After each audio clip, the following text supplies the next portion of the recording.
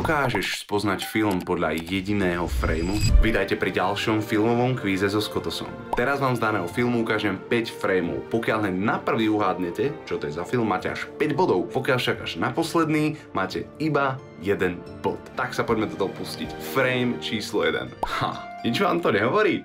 Necítite také brnenie v prstoch, že by ste chceli napísať správnu odpoveď? Nemyslím, že to niekto ešte stále vie. Preto si dáme frame číslo 2. Tento frame si myslím, že vás úplne všetkých rozbil. Není šanca, že by podľa tohto frameu niekto vedel, čo to je zač. A pokiaľ náhodou si myslíte, že viete, napíšte mi do komentáru, odkiaľ tento frame je, čo sa stalo v tú danú chvíľu. Pre tých z vás, čo stále neviete, frame číslo 3.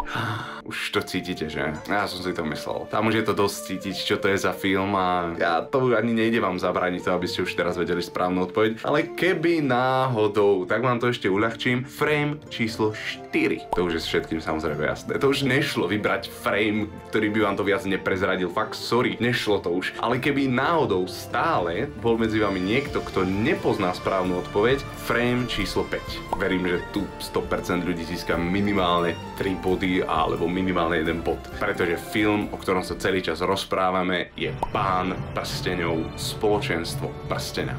Pán prsteňov nie je film, to je proste životný štýl. Kto je vaša obľúbená postava z Pána prsteňov?